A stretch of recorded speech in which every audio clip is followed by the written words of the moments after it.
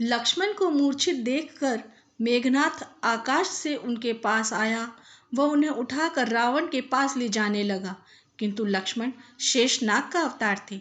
उनके भूमि पर गिरते ही वे इतने भारी हो गए कि मेघनाथ के बहुत जोर लगाने के पश्चात भी वे उनसे नहीं उठे। थक हार कर मेघनाथ को लक्ष्मण को वहीं छोड़कर जाना पड़ा। रावण का पुत्र मेघनाथ ऐसा योद्धा था जिसने युद्ध भूमि में भगवान श्री राम की वानर सेना में त्राहिमाम मचा दिया था। जब वह युद्ध भूमि में पहली बार उतरा था, तब उसने स्वयं भगवान श्री राम व लक्ष्मण को नागपाश में बांध दिया था।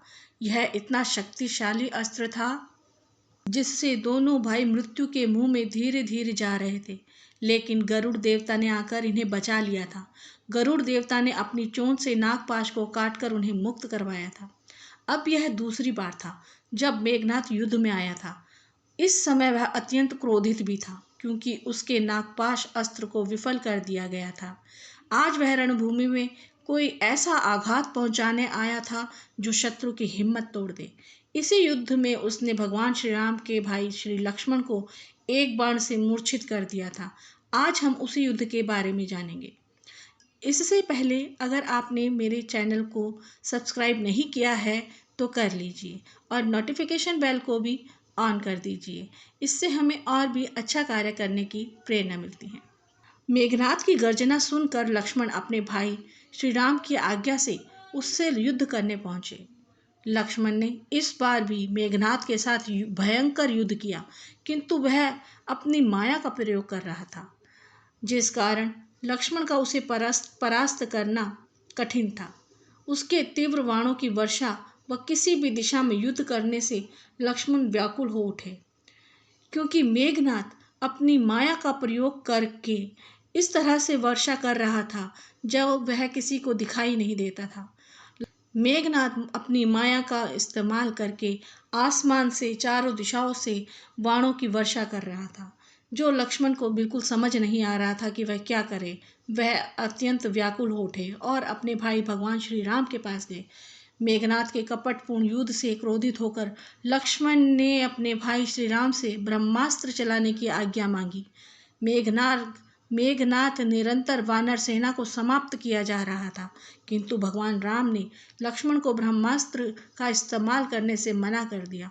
उन्होंने लक्ष्मण को समझाया कि जब कोई मनुष्य हमारे सामने प्रत्यक्ष रूप से युद्ध ना कर रहा हो, या हमारी शरण में आ गया हो, या युद्ध भूमि से भाग गया हो, या वह पागल हो गया हो, ऐसे 4 मनुष्यों पर ब्रह्मास्त्र का प्रयोग धर्मशास्त्रों में वर्जित माना गया है।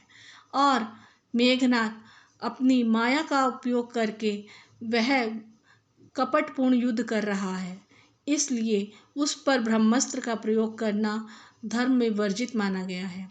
भगवान श्री राम के द्वारा ब्रह्मास्त्र का प्रयोग मना करने पर लक्ष्मण फिर से युद्ध भूमि में गए। वे मेघनाथ से युद्ध करने लगे।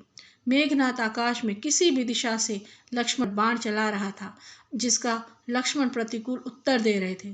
फिर मेघनाथ ने लक्ष्मण को चकमा देकर उन पर तीव्र गति से शक्ति बाण चलाया, जो अत्यंत भयानक था। हनुमान जी ने जब यह देखा तो उन्होंने उस बाण को रोकने का प्रयास किया, लेकिन विफल रहे। वह बाण आकाश मार्ग से तेजी गति से आया व लक्ष्मण की पीठ में जाकर घस गया। उसका प्रहार इतना तेज था कि लक्ष्मण के हाथों से धनुष बाण छूट गया और वे मूर्छित होकर गिर पड़े। लक्ष्मण को मूर्छित देखकर मेघनाथ आकाश से उनके पास आया व उन्हें उठाकर रावण के पास ले जाने लगा, किंतु लक्ष्मण शेषनाग का अवतार थे। उनके भूमि पर गिरते ही वे इतने भारी हो गए कि मेघनाथ के बहुत जोर लगाने के पश्चात भी वे उनसे नहीं उठे। थक हार कर मेघनाथ ने लक्ष्मण को वहीं छोड़कर जाना पड़ा। इसके बाद हनुमान जी ने लक्ष्मण को उठाया व युद्ध भूमि से दूर श्री राम जी के पास लेकर गए। तत्पश्चात लंका के वैद्य सुषेण की सहायता से श्री राम को लक्ष्मण को चेतना में लाने का उपाय पता चला, जिसे सूर्योदय से पहले करना था। इसके लिए हिमालय पर्वत से संजीवनी बूटी को लाना था, जिसका उत्तरदायित्व स्वयं भगवान हनुमान जी ने लिया। संजीवनी बूटी से लक्ष्मण को फिर से चेतना आ गई व शक्ति बाण के घाव से मुक्ति मिल गई। कमेंट बॉक्स में जय श्री राम लिखिए।